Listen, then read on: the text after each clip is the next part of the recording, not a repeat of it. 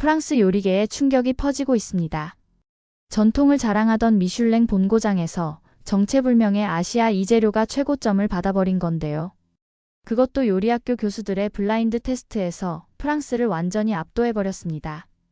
믿기 힘든 이 결과에 프랑스의 전설적인 요리학교 교수가 직접 한국으로 날아갔습니다.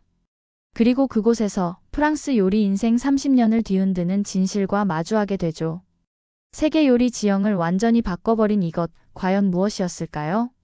그 놀라운 현장, 지금부터 함께 들어가 보시죠. 영상을 보기 전에 좋아요 한번 눌러주시면 정말 큰 힘이 됩니다. 안녕하세요. 저는 소피 마르탱입니다. 프랑스 파리에 있는 세계 최고 요리학교 르 꼬르동 블루에서 15년째 교수로 일하고 있어요. 미슐랭 3스타 레스토랑에서 10년간 셰프로 일했고 세계 식재료 품평의 심사위원으로도 활동했습니다. 프랑스 식재료만큼은 세계 최고라고 굳게 믿으며 살아왔어요. 그런데 말입니다. 제가 지금 여러분께 들려드릴 이야기는 그런 제 자만심과 편견이 완전히 무너져 내린 충격적인 경험담이에요. 솔직히 아직도 믿어지지 않거든요. 유럽 최고의 요리학교에서 벌어진 일이, 그리고 한국에서 제가 직접 목격한 것들이 말이죠. 이 이야기의 끝에 여러분은 왜 지금 유럽 전역의 요리학교에서 한국 재료 수업이 필수 과목이 되었는지 이해하게 될 거예요. 2024년 11월 어느 월요일 아침, 평소와 다름없이 학교로 출근했습니다. 그날은 우리 학교에서 정기적으로 진행하는 세계 식재료 블라인드 테스트가 있는 날이었어요. 이 테스트는 전 세계에서 공급받는 프리미엄 식재료들을 정체를 모르는 상태에서 평가하는 겁니다. 저를 포함해 5명의 교수가 참여했고 각자 20년 이상의 경력을 가진 베테랑들이었죠. 이번 주제는 쌀이었습니다. 사실 쌀 평가는 제게 있어서는 일상과도 같았어요. 리조또, 파에야, 필라프 등 쌀을 주재료로 하는 요리를 수없이 만들어 왔거든요. 어떤 쌀이 어떤 특성을 가지고 있는지 눈 감고도 구분할 수 있을 정도였습니다. 테이블 위에 놓인 쌀들을 보니 익숙한 것들이 대부분이었어요. 프랑스 까마르그 지역의 최고급 쌀, 이탈리아 피에몬테산 아르보리오 쌀, 스페인 발렌시아의 봄바 쌀. 모두 유럽이 자랑하는 명품 쌀들이었죠. 가격도 만만치 않은 킬로그램당 15유로가 넘는 프리미엄 제품들이었습니다. 그런데 마지막에 놓인 쌀 하나가 유독 눈에 띄었습니다. 다른 쌀들과는 확연히 달라 보였어요.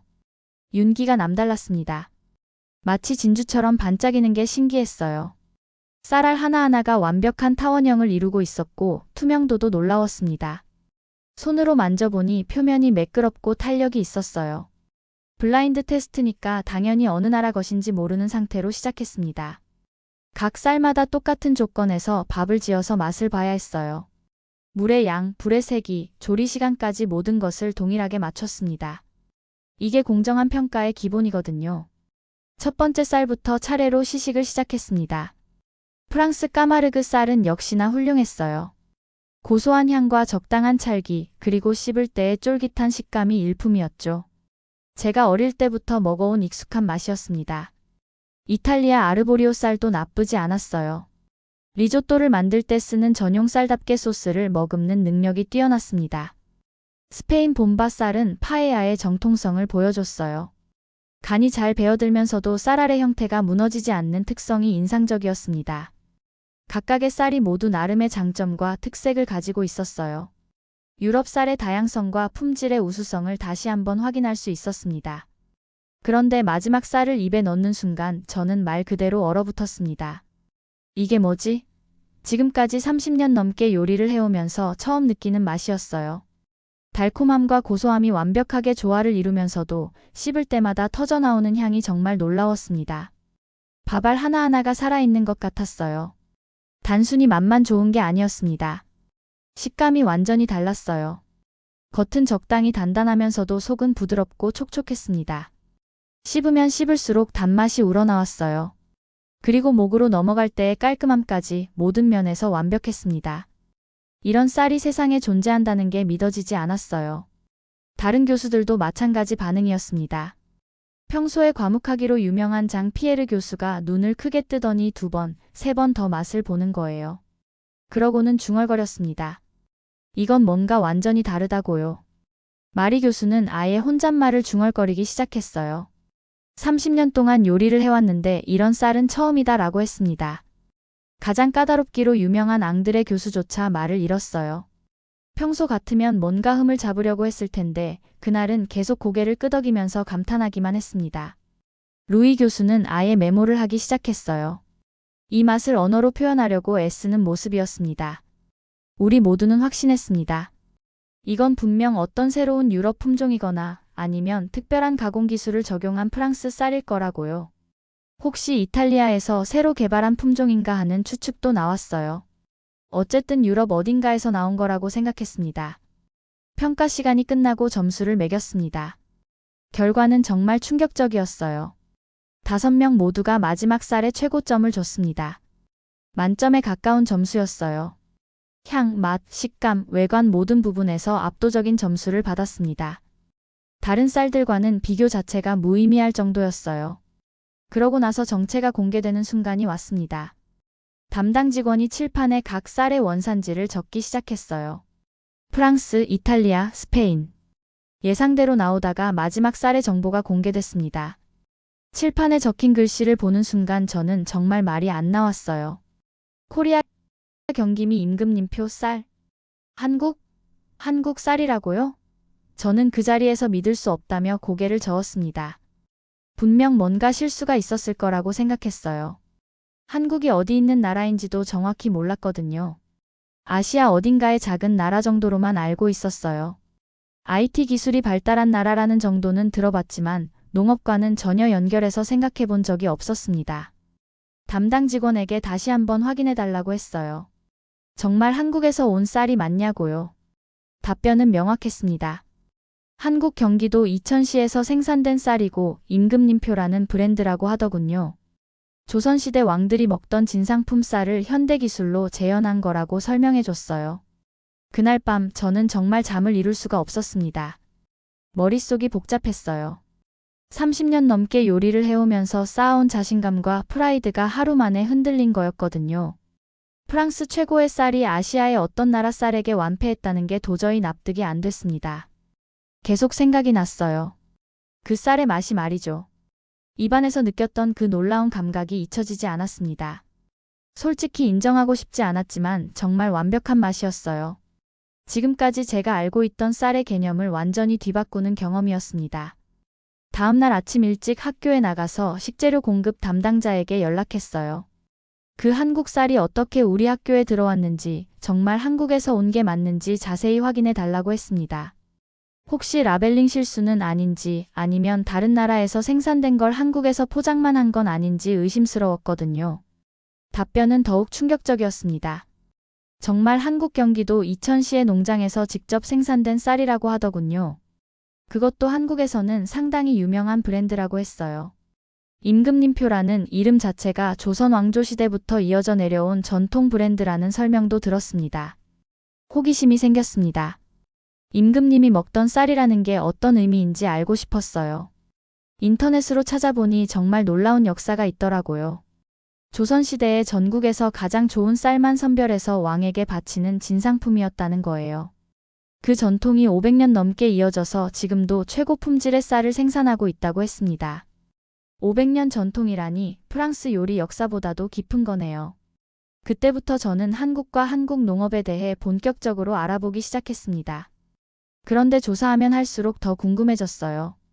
한국의 농업 기술이 생각보다 훨씬 발전되어 있다는 걸 알게 됐거든요. 특히 스마트팜이라는 개념이 눈에 띄었습니다. IT 기술을 농업에 접목해서 모든 것을 자동화하고 최적화한다는 거였어요. 센서로 토양 상태를 실시간 모니터링하고 인공지능으로 작물의 생육 상태를 분석한다는 내용들이 정말 놀라웠습니다. 이런 게 가능하다니 상상도 못했어요. 더 찾아보니 한국이 IT 강국이라는 건 들어봤지만 그 기술을 농업에까지 적용하고 있다는 건 정말 예상 못한 일이었습니다. 드론으로 농약을 살포하고 로봇으로 수확을 한다는 기사들을 보면서 정말 공상과학 소설 같다는 생각이 들었어요.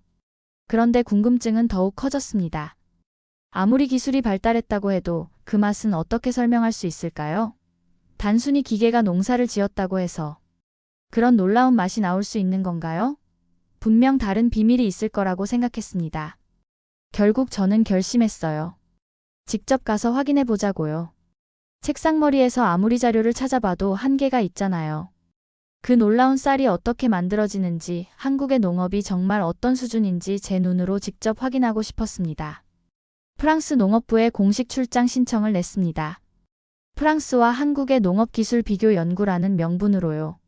물론 공식적인 연구 목적도 있었지만 사실 속마음은 좀 달랐어요. 가서 확인해보고 역시 뭔가 속임수가 있었구나 하고 제 자존심을 회복하고 싶었거든요. 동료들에게 한국 출장 계획을 얘기했을 때 반응이 재미있었어요. 장 피에르 교수는 굳이 그렇게까지 해야 하나? 라고 했고, 마리 교수는 아시아 음식은 MSG 때문에 맛있는 거 아니야? 라고 농담 반 진담 반으로 말했어요. 모두들 한국 농업에 대해서는 별로 기대하지 않는 분위기였습니다. 하지만 저는 확신했어요. 직접 가보면 뭔가 비밀을 찾을 수 있을 거라고요. 혹시 특별한 화학 비료를 사용하는 건 아닐까? 아니면 가공 과정에서 뭔가 첨가하는 게 있는 건 아닐까 하는 의심들이 있었거든요. 자연스러운 방법만으로는 그런 맛이 나올 수 없다고 생각했어요. 2024년 12월 중순 드디어 한국행 비행기에 몸을 맡겼습니다. 파리에서 인천까지 12시간 넘는 긴 여행이었어요. 비행기 안에서 계속 생각했습니다. 정말 한국 쌀이 프랑스 쌀보다 나을까? 뭔가 속임수가 있었던 건 아닐까? 아니면 우리가 평가를 잘못한 건 아닐까? 비행기에서 내려다본 한국의 풍경은 생각보다 인상적이었어요. 산과 들이 조화롭게 어우러져 있고 도시와 농촌이 가깝게 붙어 있는 모습이 신기했습니다. 프랑스와는 완전히 다른 지형이었어요. 좁은 땅에 이렇게 많은 걸 다 담을 수 있구나 하는 생각이 들었습니다. 인천공항에 도착했을 때 첫 인상은 정말 깔끔하다는 거였어요. 공항 자체가 너무 현대적이고 체계적으로 운영되고 있었습니다. 안내 시스템도 완벽했고 직원들의 서비스도 인상적이었어요. 그리고 사람들이 정말 친절했습니다. 제가 프랑스에서 왔다고 하니까 모두들 반가워하면서 도움을 주려고 했어요. 공항에서 서울로 가는 전철을 탔는데 그것부터가 놀라웠습니다. 깨끗하고 조용하고 시간도 정확했어요. 그리고 사람들이 질서정연하게 행동하는 모습이 인상적이었습니다. 이런 사회 시스템이라면 농업도 체계적으로 관리되고 있을 거라는 생각이 들었어요. 서울에서 하룻밤을 보내고 다음날 바로 첫 번째 목적지인 경기도 이천시로 향했습니다. 그 유명한 임금님표 쌀이 생산되는 곳이죠. 서울에서 1시간 정도 차를 타고 가니까 넓은 논밭이 펼쳐졌습니다. 12월이라 수확이 끝난 상태였지만 논의 규모와 정리된 모습이 상당했어요. 이천에서 저를 맞아준 사람은 한지우라는 젊은 농부였습니다. 나이는 30대 초반 정도로 보였고 놀랍게도 서울대학교 컴퓨터공학과를 졸업하고 고향으로 돌아와 농업을 시작했다고 하더라고요. 처음엔 정말 이해가 안 됐어요. 왜 좋은 대학을 나와서 IT 회사에 가지 않고 농업을 선택했을까요? 한지우 씨가 설명해 주더군요. 농업이야말로 IT 기술을 가장 창의적으로 활용할 수 있는 분야라고요. 전통적인 농업 지식과 최첨단 기술을 결합하면 놀라운 결과를 만들 수 있다고 했습니다. 그 말을 듣고 보니 정말 새로운 관점이었어요. 한지우 씨가 저를 논으로 안내해 줬는데 그때 정말 놀랐습니다. 겉보기에는 평범한 논 같았는데 자세히 보니 곳곳에 첨단 장비들이 설치되어 있는 거예요. 토양의 수분, 온도, 산도, 영양분을 실시간으로 측정하는 센서들이 촘촘히 박혀 있었습니다. 그뿐만 아니라 하늘에는 드론이 날아다니면서 벼의 상태를 촬영하고 있었어요. 이 모든 데이터가 컴퓨터로 전송되어서 인공지능이 분석한다고 하더군요. 언제 물을 줘야 하는지, 언제 비료를 줘야 하는지, 언제 수확해야 하는지까지 모든 것이 과학적으로 결정된다는 거였습니다. 한지우 씨의 설명은 계속됐어요.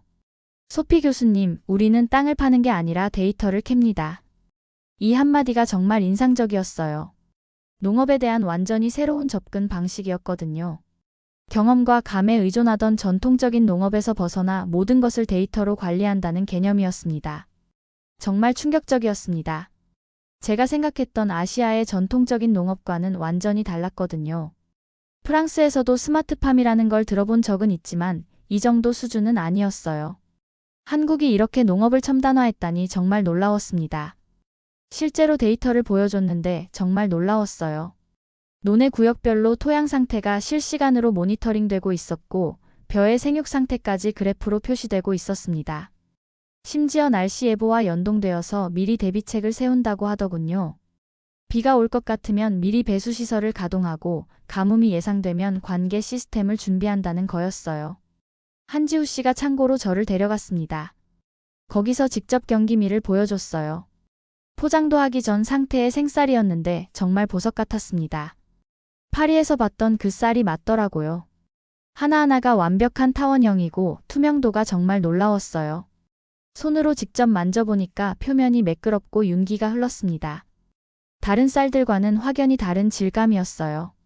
무게감도 달랐고요. 마치 각 쌀 아래 생명력이 스며 있는 것 같았습니다. 이런 쌀을 본 건 정말 처음이었어요. 한지우 씨가 설명해 주더군요. 이 쌀의 비밀은 단순히 기술에만 있는 게 아니라고요. 이천 지역의 특별한 토양과 기후, 그리고 500년 동안 이어져 내려온 품종 개량 기술이 결합된 결과라고 했습니다. 현대의 과학기술은 그 전통을 더욱 완벽하게 만들어주는 도구일 뿐이라고 하더라고요. 그 자리에서 바로 밥을 지어서 맛보게 해줬어요. 갓 수확한 쌀로 갓 지은 밥이었습니다. 한 숟가락 떠서 입에 넣는 순간 저는 또다시 말문이 막혔습니다.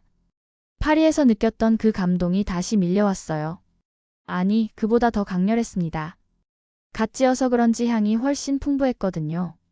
단순히 맛있다는 수준이 아니었어요. 쌀 한 알 한 알에서 느껴지는 생명력 같은 게 있었습니다.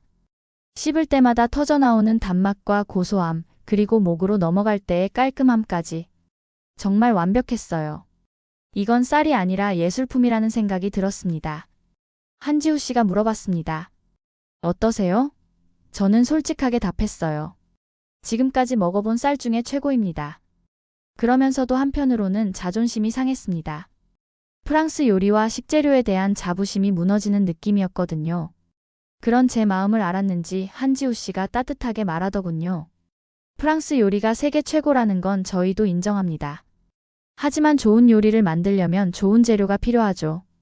한국의 쌀로 프랑스 요리를 만들면 더 맛있을 거예요. 경쟁이 아니라 협력입니다. 그 말에 저는 뭔가 깨달음을 얻었습니다. 맞아요. 경쟁이 아니라 협력이구나 싶었어요.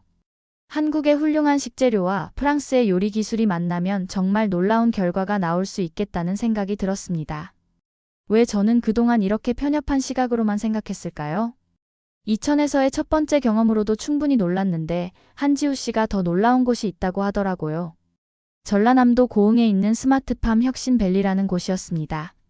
한국 정부에서 50억 달러를 투자해서 만든 미래 농업의 모델 단지라고 했어요. 세계 최첨단 농업 기술이 모두 집약된 곳이라고 하더군요. 이틀 후 저는 고흥으로 향했습니다. KTX라는 한국의 고속열차를 타고 갔는데 이것부터가 놀라웠어요. 시속 300km로 달리면서도 정말 조용하고 편안했습니다. 창밖으로 보이는 한국의 풍경도 인상적이었어요. 산과 들이 조화롭게 어우러져 있고 작은 마을들이 깔끔하게 정리되어 있었습니다. 3시간 정도 지나서 고흥에 도착했는데 정말 놀라웠어요. 역에서부터 스마트팜 혁신밸리까지 가는 길에 보이는 것들이 모두 신기했습니다. 일반적인 농촌 풍경과는 완전히 달랐어요. 곳곳에 현대적인 시설들이 들어서 있고 농장이라고 하기보다는 첨단 산업단지 같은 느낌이었습니다. 스마트팜 혁신밸리에 도착했을 때 저는 정말 입이 떡 벌어졌습니다. 이게 농장인가 싶었어요. 거대한 유리 온실들이 줄지어 서 있고 각 온실마다 최첨단 장비들이 가득했습니다. 마치 공상과학 영화에서나 볼 법한 장면이었어요. 안내를 받으면서 첫 번째 온실에 들어갔는데 정말 경이로웠습니다. 천장까지 닿는 토마토 나무들이 줄지어 서 있는데 모든 것이 자동화되어 있었어요. 물주기, 영양분 공급, 온도 조절, 습도 관리까지 모든 것이 컴퓨터가 알아서 했습니다. 담당자가 설명해 주더군요. 이 시스템은 24시간 내내 작동한다고요. 인공지능이 식물의 상태를 실시간으로 모니터링하면서 최적의 환경을 만들어준다는 거였습니다. 심지어 식물이 스트레스를 받으면 자동으로 음악을 틀어준다고 하더라고요. 정말 믿어지지 않았어요. 가장 놀라웠던 건 수직 농장이었습니다. 건물 안에 10층으로 나누어서 작물을 기르는 거예요. LED 조명으로 태양빛을 대신하고 영양분이 든 물을 순환시켜서 흙 없이도 채소를 기르고 있었습니다. 각 층마다 다른 작물을 기르고 있었는데 상추, 시금치, 케일 등이 정말 싱싱하게 자라고 있었어요. 담당자의 설명이 계속됐습니다. 이렇게 하면 같은 면적에서 기존 농법보다 10배 이상 많은 작물을 기를 수 있어요. 게다가 날씨나 계절에 상관없이 1년 내내 생산이 가능하죠. 정말 놀라운 효율성이었어요. 농약도 전혀 사용하지 않아서 완전 무농약 채소가 나온다고 했습니다. 다음으로 본 것은 로봇 농장이었어요. 정말 사람이 할 일이 없어 보였습니다. 씨앗 심기부터 물 주기, 수확까지 모든 것을 로봇이 했어요. 특히 수확 로봇이 인상적이었는데 카메라로 과일의 익은 정도를 판별해서 정확히 수확 시기가 된 것만 따는 거예요. 그뿐만 아니라 포장과 배송까지도 자동화되어 있었습니다. 수확된 채소들이 자동으로 세척되고 포장되고 라벨링까지 되어서 나오는 거예요. 사람은 단지 시스템을 관리하고 모니터링하는 역할만 하면 되는 것 같았습니다. 저는 그 자리에서 깨달았습니다. 이건 농업이 아니라 첨단 제조업 수준이구나. 프랑스에서 농업이라고 하면 여전히 전통적인 방식을 떠올리는데 한국은 완전히 다른 차원으로 발전해 있었어요. 이 정도 기술력이라면 세계 어느 나라와 경쟁해도 될 것 같았습니다. 직접 기른 채소들을 맛보게 해줬는데 정말 깜짝 놀랐습니다. 토마토는 과일처럼 달콤했고 상추는 아삭아삭하면서도 쓴맛이 전혀 없었어요. 파프리카는 과즙이 터질 것 같이 싱싱했고 오이는 시원하고 깔끔한 맛이 일품이었습니다. 이런 맛은 프랑스 최고급 마트에서도 맛보기 어려운 수준이었어요. 담당자가 자랑스럽게 설명하더군요. 우리 채소들은 전 세계로 수출되고 있어요. 일본, 싱가포르, 홍콩은 물론이고 유럽에도 수출하고 있습니다. 정말 놀라웠어요. 한국의 농산물이 유럽까지 수출되고 있다니 전혀 몰랐거든요. 그때 문득 생각했어요. 제가 그동안 프랑스 농업에 대해 가지고 있던 자부심이 얼마나 근거 없는 것이었는지 깨달았습니다. 전통도 물론 중요하지만 기술의 발전을 받아들이지 않으면 뒤처질 수밖에 없다는 걸 절실히 느꼈어요. 고흥에서의 하루는 정말 충격적이었습니다. 제가 생각했던 농업의 개념을 완전히 바꿔놓은 경험이었어요. 한국이 이렇게 미래 농업을 선도하고 있다는 사실이 정말 놀라웠습니다. 동시에 프랑스가 얼마나 뒤처져 있는지도 깨달았어요. 그날 밤 숙소에서 정말 많은 생각을 했습니다. 이제 어떻게 해야 할까? 이런 놀라운 기술들을 프랑스에도 도입할 수 있을까? 아니면 한국과 협력할 수 있는 방법이 있을까? 여러 가지 생각들이 머릿속을 스쳐 지나갔어요. 고흥에서 돌아온 후 저는 다시 한번 경기미로 요리를 해보기로 했습니다. 이번에는 한국에 오면서 가져온 프랑스 쌀과 직접 비교해보고 싶었거든요. 정말 객관적인 비교를 하고 싶었어요. 서울에 있는 요리학원을 빌려서 본격적인 실험을 했습니다. 똑같은 조건에서 두 종류의 쌀로 여러 가지 요리를 만들어 봤어요. 리조또, 파에야, 필라프 등 제가 15년 동안 수백 번도 더 만들어 본 메뉴들이었습니다. 모든 조건을 동일하게 맞췄어요. 불의 세기, 조리 시간, 사용하는 재료의 양까지 정확히 같게 했습니다. 첫 번째로 리조또를 만들어 봤는데 결과는 정말 충격적이었습니다. 프랑스 아르보리오 쌀로 만든 리조또도 물론 맛있었어요. 15년 동안 갈고 닦은 제 기술이 들어간 요리였으니까요. 하지만 경기미로 만든 리조또는 차원이 달랐습니다. 가장 큰 차이는 쌀이 소스를 머금는 정도였어요. 경기미는 치즈와 버터, 와인이 완벽하게 스며들면서도 쌀알의 형태는 그대로 유지했습니다. 크리미한 텍스처는 더 부드러웠고 쌀 본연의 단맛이 소스와 완벽하게 조화를 이뤘어요. 파에야도 마찬가지였습니다. 스페인 본바 쌀로 만든 파에야도 훌륭했지만 경기미로 만든 파에야는 정말 예술이었어요. 사프란의 향과 해산물의 감칠맛이 쌀에 완벽하게 배어들었고 씹을 때마다 터져나오는 맛의 층이 놀라웠습니다. 필라프는 더욱 놀라웠어요. 향신료와 야채, 고기의 맛이 쌀 하나하나에 스며들면서도 각각의 맛이 선명하게 구분됐습니다. 마치 쌀이 모든 맛을 품으면서도 자신의 정체성을 잃지 않는 것 같았어요. 그 순간 저는 완전히 인정할 수밖에 없었어요. 이건 쌀이 아니라 예술이라고요. 30년 넘게 요리를 해오면서 이런 식재료를 만난 건 정말 처음이었습니다. 제 자존심이고 프랑스의 자부심이고 다 필요 없었어요. 좋은 건 좋다고 인정해야죠.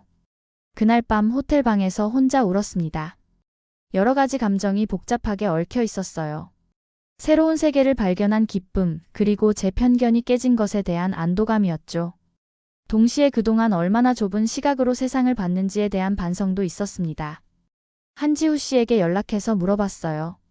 이런 놀라운 쌀이 어떻게 가능한지, 한국 농업의 철학이 뭔지 더 알고 싶다고요. 그분이 제안하더군요. 전주라는 도시에 가보라고, 한국의 전통과 현대가 어떻게 조화를 이루는지 볼 수 있을 거라고 했습니다.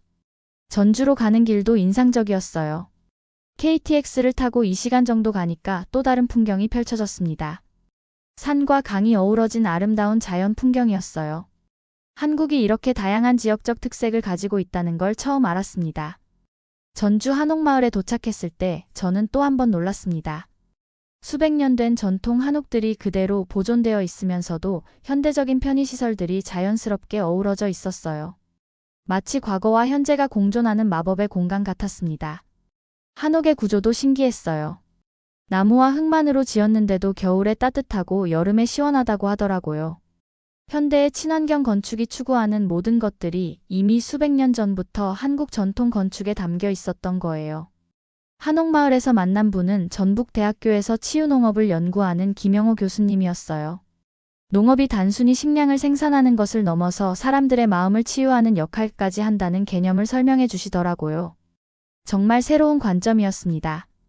김 교수님의 설명에 따르면 한국에서는 농촌이 단순한 생산 공간이 아니라 치유와 휴식의 공간으로 발전하고 있다고 했어요. 도시에서 스트레스 받은 사람들이 농촌에 와서 자연과 교감하면서 마음의 평화를 찾는다는 거였습니다. 실제로 한옥마을 근처에는 도시 사람들이 와서 농사 체험을 할 수 있는 공간들이 있었습니다. 주말 농장, 체험 농장, 교육 농장 등 다양한 형태로 운영되고 있었어요. 직장인들이 주말에 와서 흙을 만지고 식물을 기르면서 스트레스를 해소한다고 하더라고요. 김 교수님이 보여주신 자료들이 정말 인상적이었어요. 농업 활동이 우울증, 스트레스, 불안감 등을 완화하는 데 효과적이라는 연구 결과들이었습니다. 특히 치매 환자들에게 원예 활동을 시키면 인지 능력이 향상된다는 연구도 있었어요. 그 말을 들으면서 저는 깨달았습니다. 한국의 농업은 단순한 기술의 발전이 아니었어요. 효율성과 생산성을 추구하면서도 사람의 마음과 정신적 건강까지 고려하는 철학이 바탕에 있었던 거예요. 사람과 자연, 전통과 현대, 기술과 감성이 모두 조화를 이루는 놀라운 철학이었습니다. 김 교수님이 한옥 한 채를 빌려주셔서 하룻밤을 보내게 됐어요. 전통 한옥에서 자는 것도 처음이었는데 정말 신기한 경험이었습니다. 온돌이라는 전통 난방시설도 체험해 봤는데 바닥에서 올라오는 은은한 온기가 정말 좋았어요. 한옥에서의 밤은 정말 평화로웠습니다. 도시의 소음도 없고 별빛이 쏟아지는 하늘을 보면서 정말 많은 생각을 했어요. 프랑스로 돌아가면 뭘 해야 할까? 이런 놀라운 경험을 혼자만 간직하고 있을 수는 없잖아요. 세상 사람들이 알아야 한다고 생각했습니다. 다음 날 아침 김 교수님과 함께 전주의 전통시장을 구경했어요.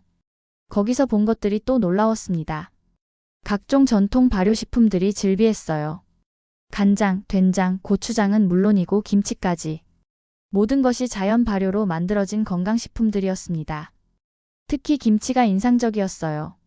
발효식품의 대표라고 할 수 있는데 맛도 좋지만 건강에도 엄청나게 좋다고 하더라고요. 유산균, 비타민, 섬유질이 풍부해서 서구인들이 겪는 각종 성인병 예방에 효과적이라고 했습니다. 시장에서 만난 할머니 한 분이 인상적이었어요. 60년 넘게 김치를 담그셨다는 분이었는데 김치 담그는 비법을 자세히 설명해 주시더라고요. 단순히 재료를 섞는 게 아니라 계절, 날씨, 온도까지 모든 것을 고려해서 만든다는 거였어요. 그분의 말씀이 정말 철학적이었어요. 음식은 사랑이야. 먹는 사람을 생각하면서 정성을 들여 만들어야 해. 이 한마디가 정말 가슴에 와 닿았습니다. 한국 음식의 정신이 담겨 있는 말 같았어요. 전주에서의 경험을 통해 저는 한국 농업과 음식 문화의 깊이를 느꼈습니다. 단순히 기술적 우수성만이 아니라 사람에 대한 배려, 자연에 대한 존중, 전통에 대한 자부심이 모두 어우러진 문화였어요. 한국에서의 마지막 날 한지우 씨와 김 교수님과 함께 작별 식사를 했습니다. 물론 경기미로 지은 밥이 메인이었어요. 마지막으로 먹는 그 밥의 맛이 정말 아쉬웠습니다. 언제 다시 이런 맛을 볼 수 있을까 하는 생각이 들었어요. 한지우 씨가 마지막으로 한 말이 아직도 귀에 맴돕니다. 소피 교수님, 프랑스와 한국이 서로 배우고 성장할 수 있을 거예요. 문화와 기술의 교류가 더 나은 미래를 만들 거라고 생각해요. 정말 가슴에 와 닿는 말이었습니다. 김 교수님도 덧붙이셨어요. 농업은 단순한 산업이 아니라 문화예요. 각 나라의 독특한 문화와 전통이 농업에 스며들어 있죠. 그것들이 만나면 더 풍성한 세상이 될 거예요. 이 말도 정말 인상 깊었습니다. 2025년 1월 프랑스로 돌아온 저는 바로 행동에 나섰습니다. 더 이상 주저할 수 없었어요. 이런 놀라운 경험을 혼자만 간직하고 있을 수는 없었거든요. 학교에 K팜이라는 이름의 특강을 개설하자고 제안했습니다. 처음엔 학교 측에서도 의아해했어요. 한국 농업에 대한 강의라니 과연 학생들이 관심을 가질까 하는 우려가 있었거든요. 하지만 제가 직접 가져온 경기미로 만든 요리를 맛보게 한 후에는 모든 사람이 동의했습니다. 첫 수업날 강의실이 가득 찼어요. 소문이 나서 다른 학과 학생들까지 몰려왔습니다. 저는 한국에서 찍은 사진과 영상을 보여주면서 경험담을 들려줬어요. 이천의 스마트팜, 고흥의 혁신밸리, 전주의 한옥마을까지 모든 것을 상세히 설명했습니다. 학생들의 반응이 정말 뜨거웠어요.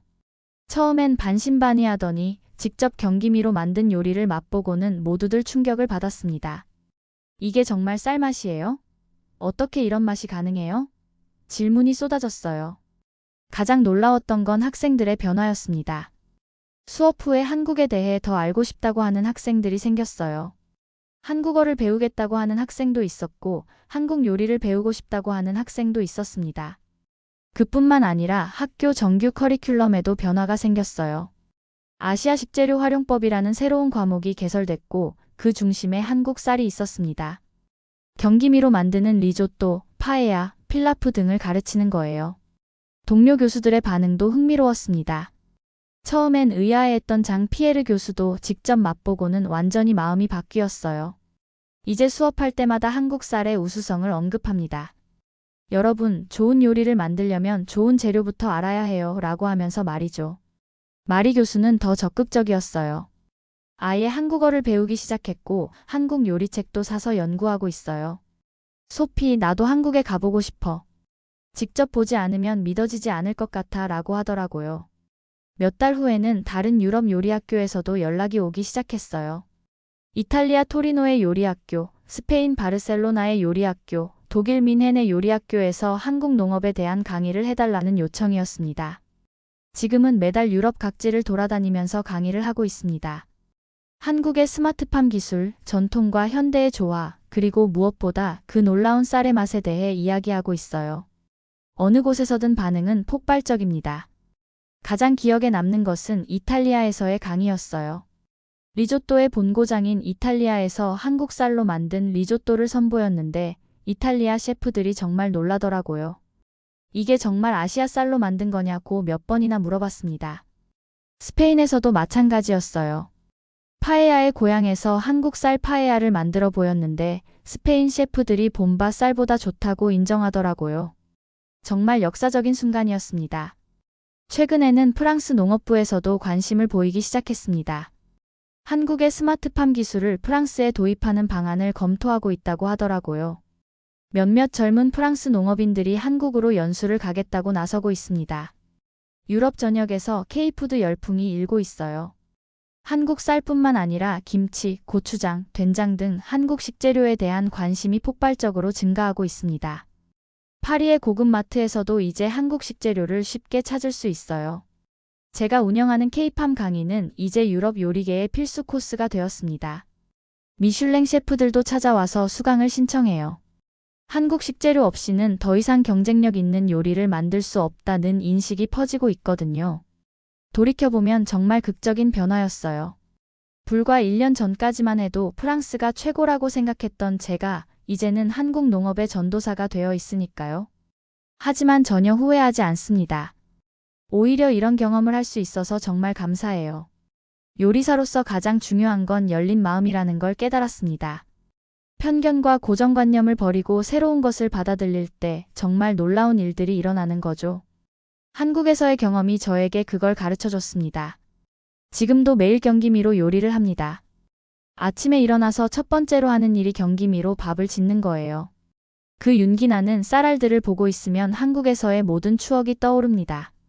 한지우 씨의 따뜻한 미소, 고흥 스마트팜의 경이로운 기술, 전주 한옥마을의 평화로운 풍경들이요. 이제 저의 꿈은 한국과 프랑스, 나아가 한국과 유럽 전체의 요리 문화를 연결하는 다리 역할을 하는 것입니다. 한국의 훌륭한 식재료와 유럽의 전통 요리 기술이 만나면 정말 놀라운 융합 요리가 탄생할 수 있을 거예요. 이미 그런 시도들이 시작되고 있고 결과도 정말 놀랍습니다. 최근에 가장 기억에 남는 일은 파리에서 열린 국제 요리 경연 대회였어요. 제가 지도한 학생이 한국 쌀로 만든 프랑스식 크림 리조또로 우승을 차지한 거예요. 심사위원들이 이런 완벽한 리조또는 처음 맛본다고 극찬했습니다. 그 순간 정말 뿌듯했어요.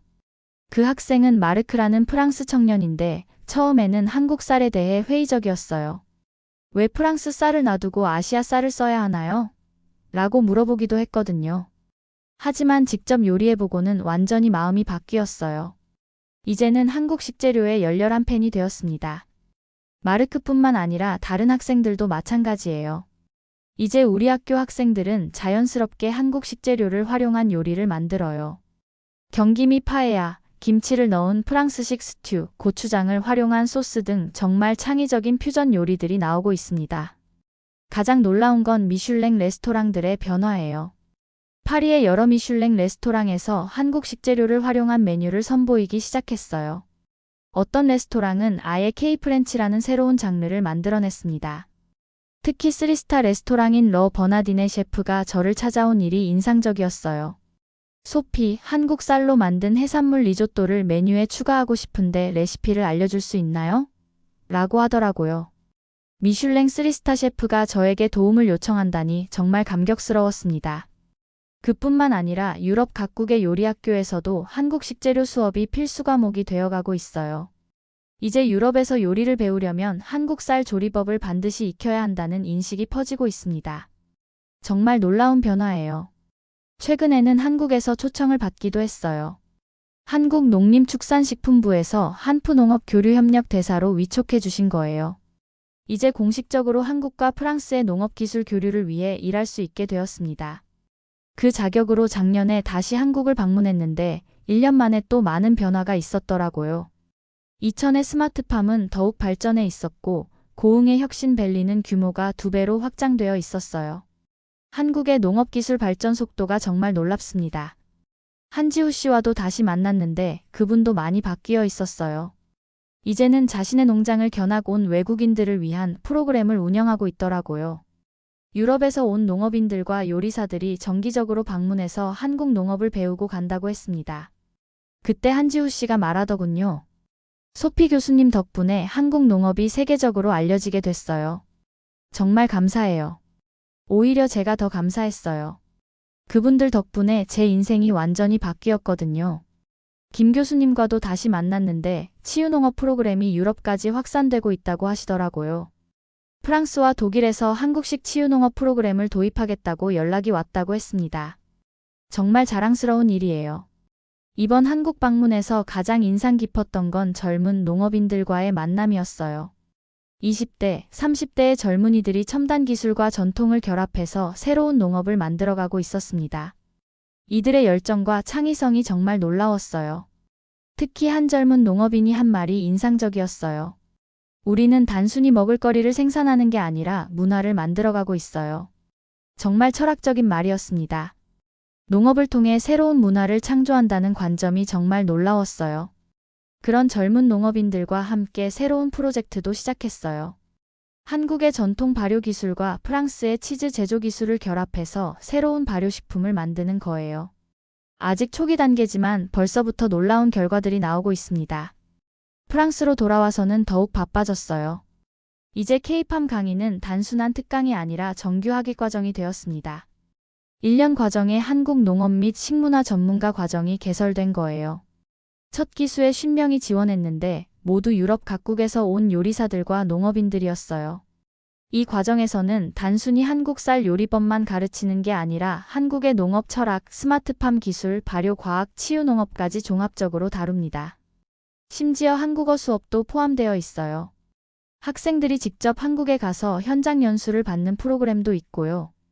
가장 자랑스러운 건 이 과정을 이수한 졸업생들이 유럽 각지에서 활약하고 있다는 거예요.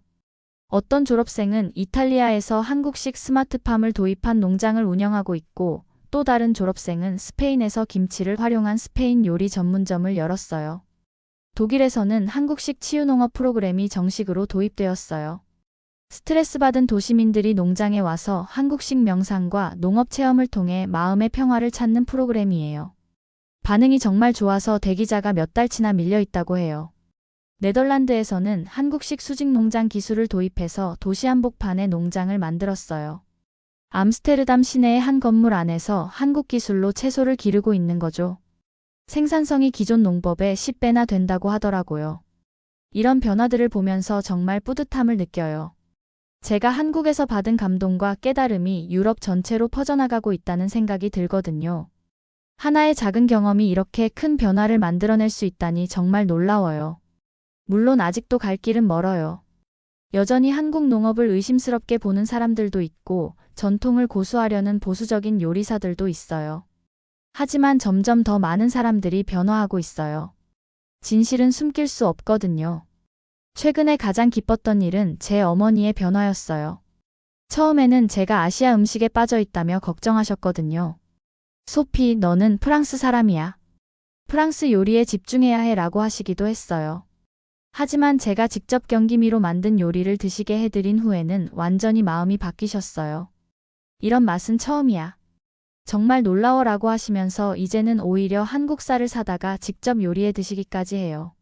아버지도 마찬가지예요. 평생 프랑스 와인만 마시셨는데 이제는 한국 전통주도 즐기세요. 동양의 술도 나름의 깊이가 있구나 라고 하시면서 막걸리를 드시는 모습을 보면 정말 신기해요. 이제 우리 가족 식탁에는 항상 경기미로 지은 밥이 올라와요. 처음에는 어색했지만 이제는 자연스러워졌어요. 한국 쌀의 맛에 완전히 빠진 거죠. 가족들도 이제는 다른 쌀로는 만족하지 못해요. 작년 말에는 정말 뜻깊은 일이 있었어요. 유럽연합에서 EU 한국 농업 교류 증진 공로상을 받은 거예요. 한국과 유럽의 농업기술 교류에 기여한 공로를 인정받은 거였어요. 시상식에서 수상소감을 말할 때 정말 감격스러웠습니다. 저는 단지 편견을 버리고 열린 마음으로 새로운 것을 받아들였을 뿐입니다. 그 결과 놀라운 세계를 발견할 수 있었어요. 이제 한국과 유럽이 함께 더 나은 농업, 더 맛있는 음식을 만들어갈 수 있을 거라고 확신합니다. 시상식이 끝난 후 많은 사람들이 저를 찾아왔어요. 다양한 국가의 농업인들, 요리사들, 연구자들이 한국 농업에 대해 더 알고 싶다고 하더라고요. 정말 한국에 대한 관심이 폭발적으로 증가하고 있음을 실감했습니다. 올해는 더욱 큰 계획을 세우고 있어요. 유럽 전역에 K팜 센터를 설립하는 거예요. 각 나라마다 한국 농업 기술을 연구하고 교육하는 센터를 만들어서 더 체계적으로 교류를 확대하려고 해요. 이미 프랑스, 독일, 이탈리아, 스페인에서 긍정적인 반응을 보이고 있어요. 각국 정부에서도 지원을 약속했고 한국 정부에서도 적극적으로 협력하겠다고 했습니다. 정말 꿈만 같은 일이에요. 앞으로의 목표는 더욱 야심차요. 한국과 유럽의 농업 기술을 결합해서 완전히 새로운 농업 모델을 만들어 보고 싶어요. 한국의 첨단 기술과 유럽의 전통적 지혜가 만나면 정말 놀라운 시너지가 날 것 같거든요.